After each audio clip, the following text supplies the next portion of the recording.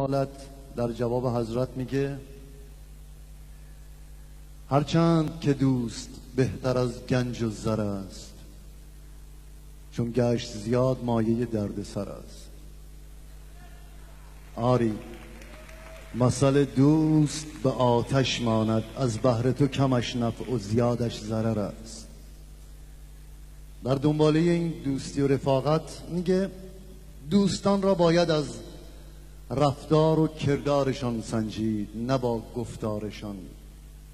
زبان خود را نگاه دار تا دوستان خود را نگاه داری.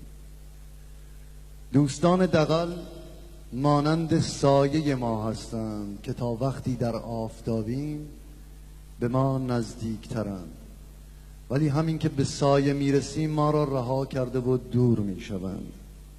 نه دوستان دغل هستیم البته، ولی یاران همدل از ره لطف به هر حالت که باشد مهربانند. رفیقان را درون جان نگهدار که آنها پربهاتر از جهانند.